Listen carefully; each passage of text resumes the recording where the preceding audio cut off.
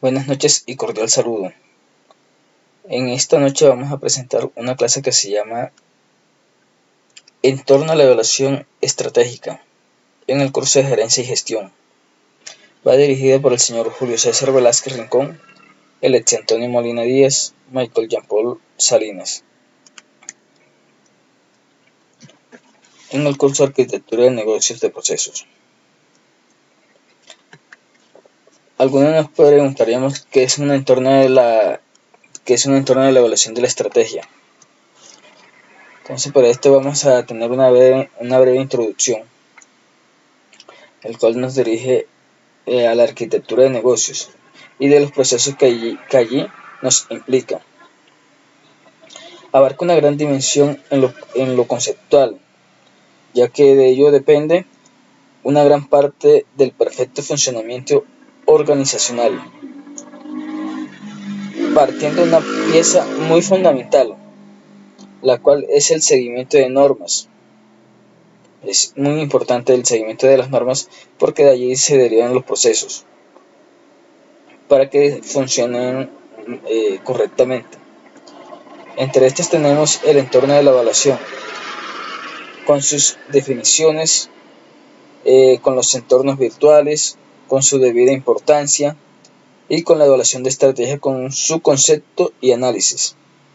También tenemos las ventajas y las desventajas, dando una mayor claridad en el aspecto y dejando ver la facilidad con la que se debe llevar un orden en la organización de cualquier empresa. Entonces nos surge la pregunta, ¿qué es un entorno de la evaluación de la estrategia? Pues si partimos que un plan estratégico no es solo el establecimiento de sus líneas, sino también contar con los instrumentos para evaluar y valorar. Diremos que conocer y saber aplicar estos instrumentos de evaluación se nos antojaría esencialmente para no dejar ningún cabo suelto con nuestros programas estratégicos empresariales y organizacionales. Estos entornos virtuales ya dependen de la evaluación en el proceso más complejo, el cual nos demanda hacer una planeación de clases. Con esto generamos una dinámica de trabajo que nos permite hacer el seguimiento del proceso de aprendizaje de todos los estudiantes. También tenemos la evaluación educativa, que es un proceso sistemático en el cual nos identifica y se recogen los datos sobre los elementos particulares de los entornos educativos. Esto es con el objetivo de hacer juicios valorativos y así tomar muy buenas decisiones. Cuando la metodología de la evaluación no es la adecuada, debemos plantearnos y contar con las opiniones de los estudiantes, ya que las evaluaciones se deben ir enfocadas a favor de ellos. Recordemos que la educación virtual está centralizada en los estudiantes. Entonces, ¿cuál es la importancia de la evaluación de los entornos?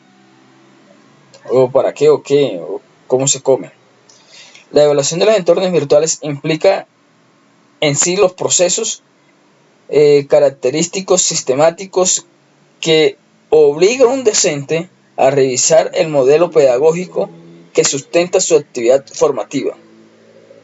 También se precisa seleccionar las estrategias y herramientas operativas que nos permitan contar la evaluación y el progreso realmente alcanzado por los estudiantes.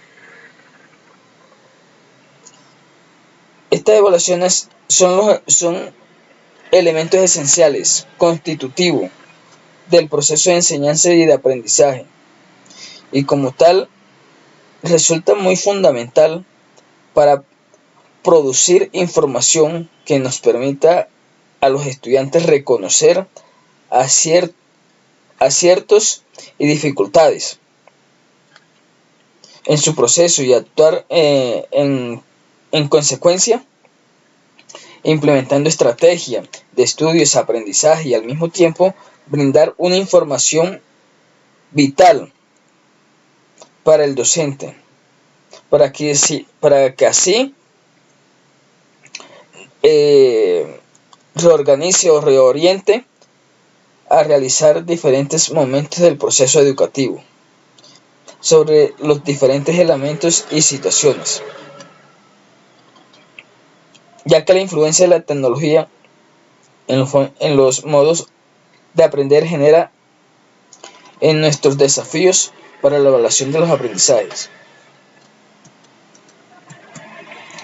Tenemos el concepto de la evaluación de la estrategia. Entonces, aquí en el concepto es el proceso a través del cual las empresas analizan las diferentes alternativas, las estrategias que se deben seguir, que tienen como objetivo elegir finalmente lo mejor. Y las evaluaciones que corresponden a la última etapa del proceso de la formulación estratégica, cuyo objeto primordial es formular una estrategia. Para realizar las evaluaciones de las estrategias, las empresas utilizarán diferentes tipos de técnicas a través de unos análisis relacionales. No obstante, a la hora de tomar las decisiones finales, también serán importantes las capacidades intuitiva, creativa y emocional de quienes la evalúan.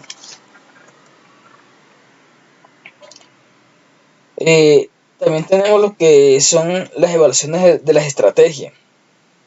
Tenemos la misión y objetivos de la empresa, el análisis que nos fomentan en externo e interno de la empresa, las estrategias que debemos seguir. Evaluamos y seleccionamos el proceso, la ponemos en práctica y hacemos un control interno para saber así el análisis estratégico que hemos utilizado. Para las diferentes alternativas debemos evaluar las diferentes estrategias posibles.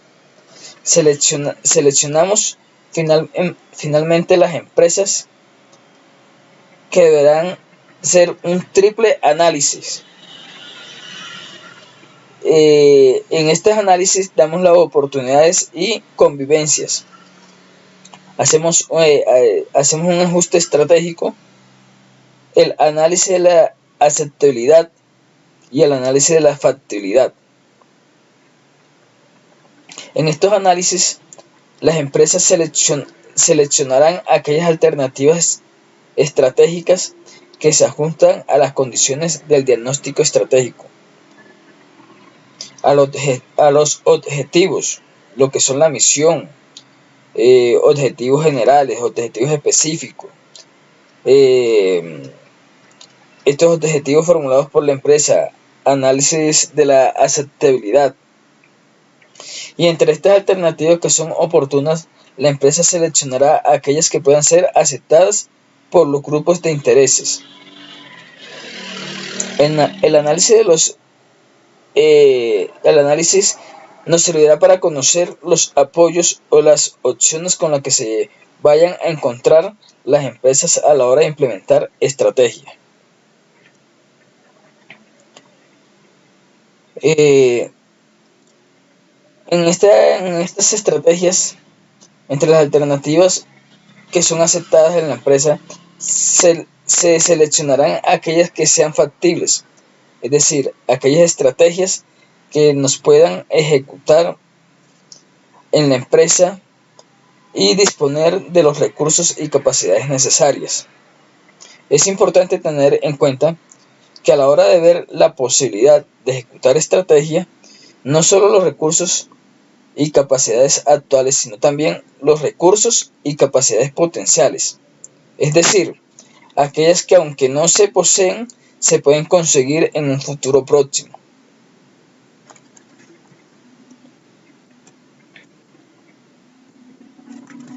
También tenemos lo que son las estrategias. Entre estas estrategias tenemos las ventajas y las desventajas. Entre las ventajas tenemos lo que son solucionar los problemas mediáticos, el entendimiento del rol de sus comunidades, las responsabilidades, debatir ideas, diseñar e implementar experimentos, recolectar análisis de datos, comunicar unas ideas, manejo de muchas fuentes de información y disciplinas que a su vez nos conlleva a dirigir mejores estrategias.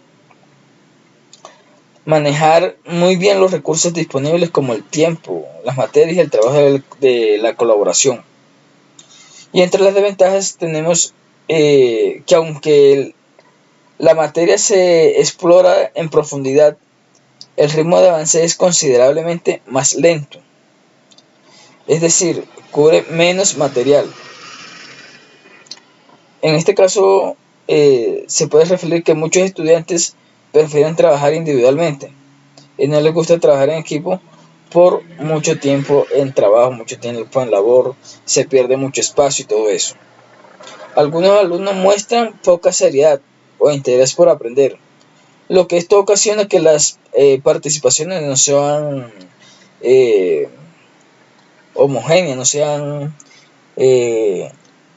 colectivas como tal. La participación del alumno es fundamental para que el método funcione.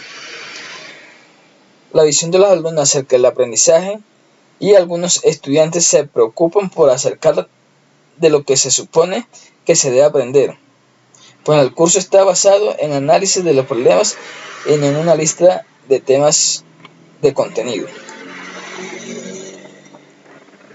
Y tenemos lo que es ya la conclusión. En la conclusión como tal, diríamos que la arquitectura de procesos se puede observar como un interviniente de todos y cada uno de los elementos, de cada uno de los subprocesos que apoyan la producción de bienes y servicios de la empresa. Aquí lo esencial de un proceso es de compensación y que se debe comprender que todo pasa por las personas y éstas actúan en función de los beneficios y se reciben por los compromisos que asumen.